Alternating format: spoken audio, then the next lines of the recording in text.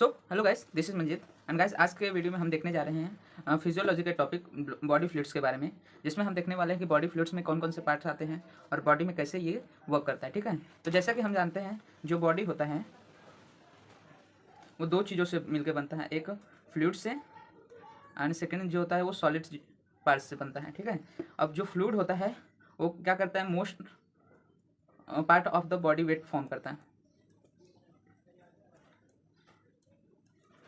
जिसमें से वो फॉर्म करता है about 2/3 of the body weight. Okay, और जो फ्लूइड है उसका सबसे ज़्यादा कंटेंट होता है वो वाटर होता है।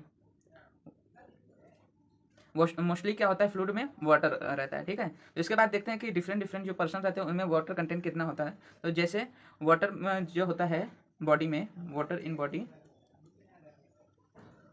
वेरी करता है 45 to 75% बॉडी वेट के। ठीक है, तो नॉर्मल जो पर्सन है तो उनमें एवरेज जो वाटर कंटेंट होता है वो 45 to 70% of the body weight होता है। उसके बाद मेल में इसकी वैल्यू होती है, मेल में इसकी वैल्यू 60 to 65% होती है, और फीमेल में इसकी वैल्यू 50 to 55% होती है। अब फीमेल में ये इसलिए कम रहता है क्योंकि फीमेल में एडिपोज टिश्यू की मात्रा ज़्यादा रहती है। फीमेल में एडिपोज टिश्यू जो रहते हैं वो बहुत ज़्यादा रहते हैं, इसलिए वाटर कंटेंट क्या होता है, कम रहता है। और थिन पर्सन में भी सेम ही रहेगा, क्योंकि थिन पर्सन में क्या रहता है, एडिपोज टिश्यू का कंटेंट कम रहता है, इसलिए इनमें वाटर ज़्यादा रहता है। एंड जो ओबेस पर्सन है उनमें एडिपोज टिश्यू ज़्यादा रहता है, तो इसलिए इनमें वाटर कंटेंट कम रहता है। अब ओल्ड एज में देखते हैं, तो एज के हिसाब से तो ओल्ड एज में भी वाटर कंटेंट जो होता है वो कम हो जाता है, वाटर कंटेंट जो होता है डिक्रीज हो जाता है, क्योंकि ओल्ड एज में धीरे धीरे क्या होता है, एडिपोज टिश्यू इंक्रीज होने लगते हैं। इसलिए जो total average quantity of water होता है, एवरेज क्वांटिटी अगर देखें, एवरेज क्वांटिटी ऑफ वाटर अगर 70 kg पर्सन में बात करें तो उसका एवरेज क्वांटिटी अप्रॉक्स होगा 40 लीटर। ओके,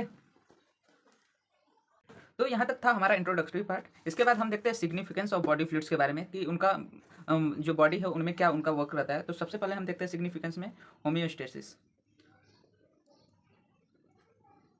तो जो बॉडी के सेल्स होते हैं वो सिर्फ फ्लूइड मीडियम में ही सर्वाइव करते हैं।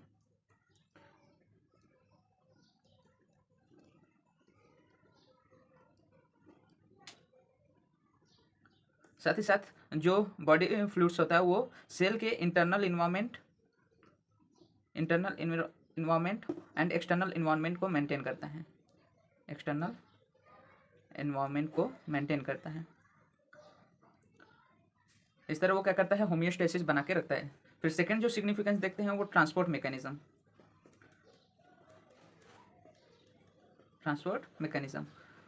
तो जो बॉडी फ्लूइड्स होता है वो क्या करता है, मीडियम प्रोवाइड करता है, जिसके थ्रू जो भी डिफरेंट कंटेंट्स हैं, जैसे हो गए प्रोटीन्स हो गए, एंजाइम्स हो गए, हार्मोन्स हो गए, विटामिन्स हो गए, इलेक्ट्रोलाइट्स हो गए, इनको मीडियम प्रोवाइड करता है, इनके थ्रू ट्रांसपोर्ट होता है।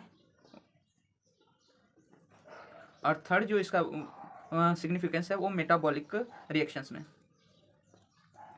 Metabolic reactions. तो यहाँ पे भी ये मीडियम जैसे वर्क करता है, जहाँ पे सारे मेटाबॉलिक रिएक्शंस कैरी आउट होते हैं।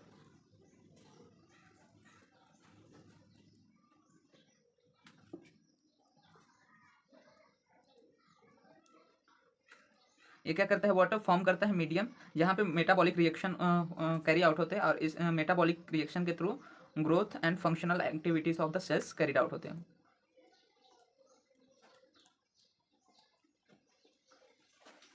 उसके बाद फोर्थ जो सिग्निफिकेंस है वो टेम्परेचर रेगुलेशन का है, टेम्परेचर रेगुलेशन। तो जो फ्लूइड होता है बॉडी में वो क्या करता है, एज अ स्वेट बाहर निकल के through the sweat pores body के टेम्परेचर को मेंटेन करने का काम करते हैं। तो इस तरह 4 सिग्निफिकेंस हम देखते हैं बॉडी फ्लूइड्स के, homeostasis, transport mechanism, metabolic reaction और टेम्परेचर रेगुलेशन।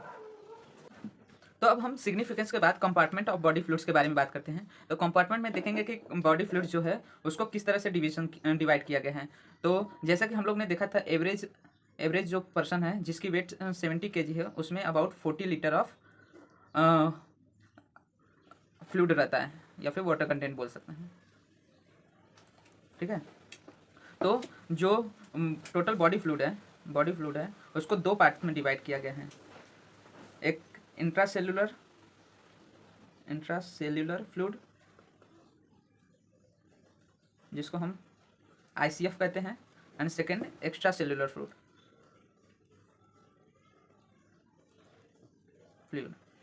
जिसको हम ECF कहते हैं, ओके। तो जो इंट्रासेल्युलर फ्लूइड है वो about 55% of body fluid contain करता है, एंड एक्स्ट्रा सेल्युलर फ्लूइड जो होता है वो 45% ऑफ बॉडी फ्लूइड कंटेन करता है, ओके। मतलब अब इसमें अगर 40 लीटर टोटल एवरेज फ्लूइड है बॉडी में, तो उसमें से इसमें इंट्रासेल्युलर जो फ्लूइड होगा वो 22 लीटर होगा, एंड जो एक्स्ट्रा सेल्युलर फ्लूइड होगा वो आपका 18 लीटर होगा, ओके। जो इंट्रासेल्युलर फ्लूइड है उसका pH होता है 7, एंड जो एक्स्ट्रा सेल्युलर है उसका pH होता है 7.4। अब इसके साथ ही देखते हैं कि ECF जो है, जो एक्स्ट्रा सेल्युलर फ्लूइड है,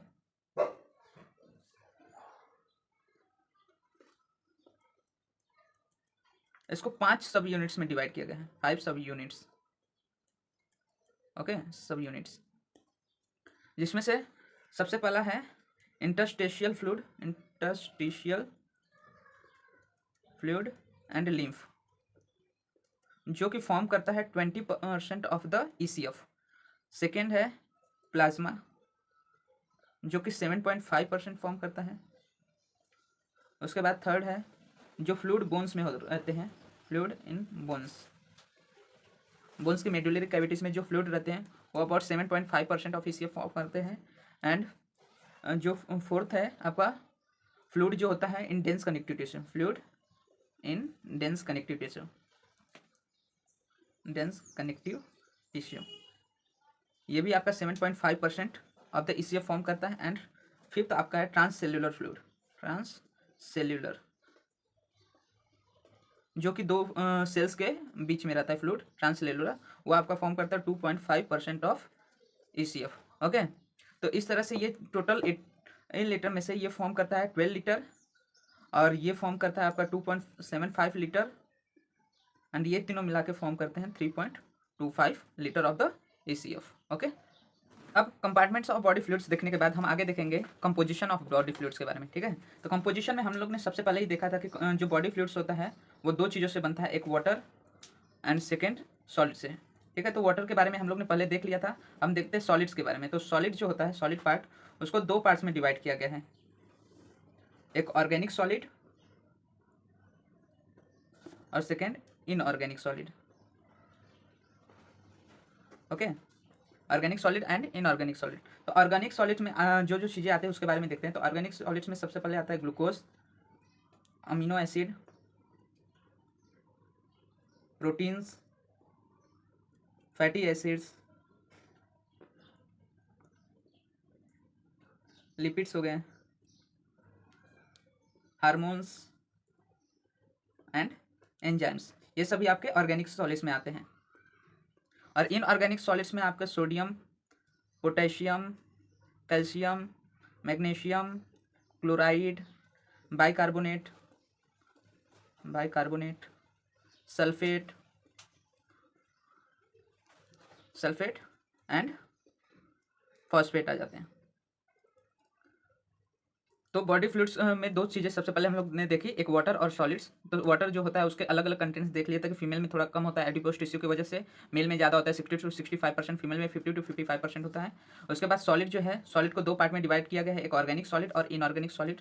जो ऑर्गेनिक सॉलिड होता है उसमें glucose, amino acid, protein, fatty acid, जो कार्बन कंटेनिंग कंपाउंड्स हैं उनको लिया गया है ऑर्गेनिक सॉलिड्स में। और जो इनऑर्गेनिक सॉलिड्स हैं उनमें जो एलिमेंट्स सॉलिड्स होते हैं उनको लिया गया है, जैसे sodium, potassium, calcium, magnesium, bicarbonate, sulphate and phosphate.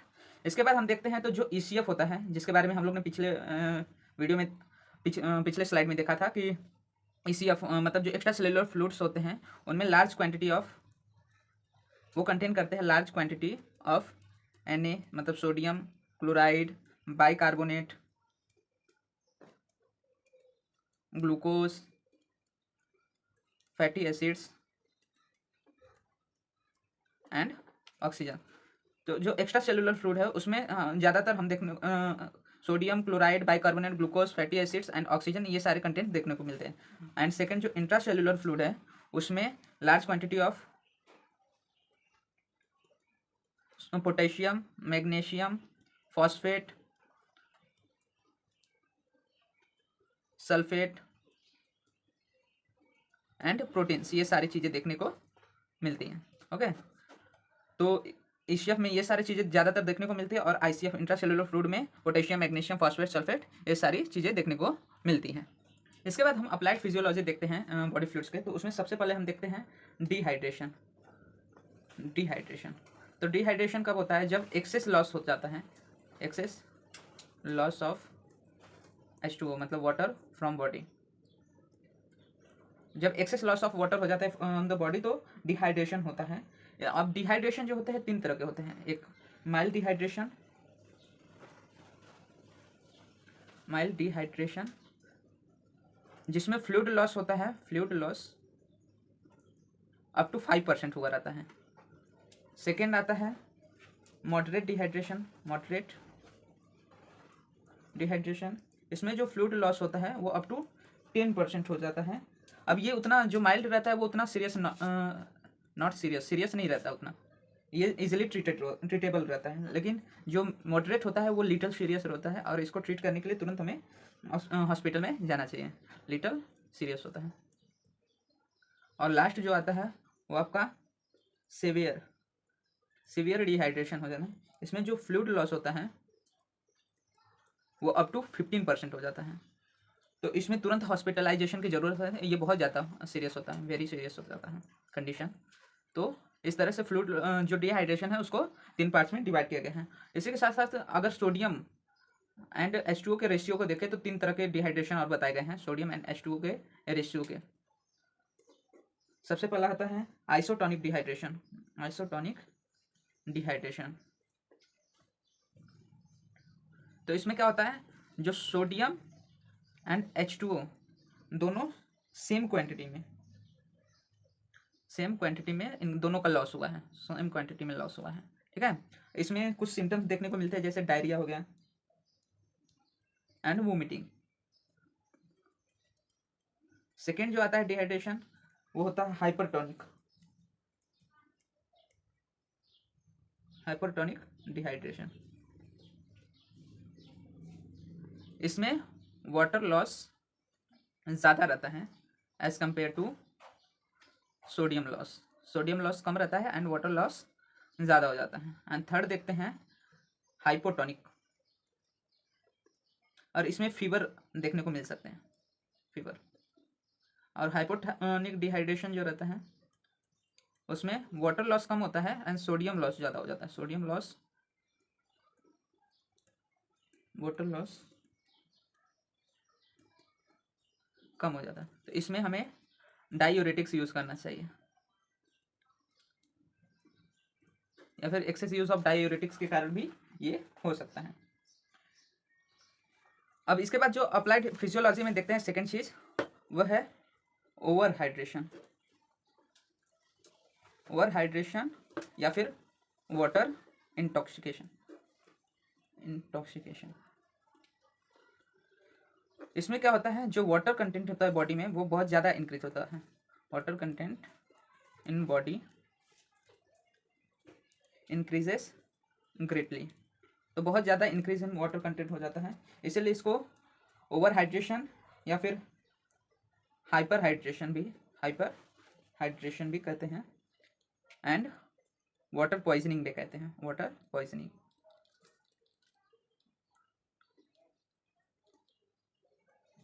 अब वाटर इंटॉक्सिकेशन मोस्टली ड्रिंकिंग की वजह से तो नहीं रहता है, लेकिन इसमें क्या होता है जैसे हार्ट फेलर हो गए,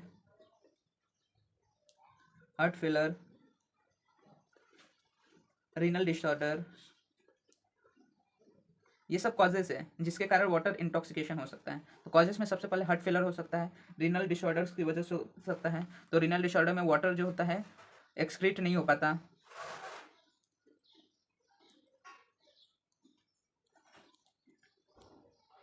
हार्ट फेलर में हार्ट जो होता है ब्लड को इनेबल टू पंप होता है,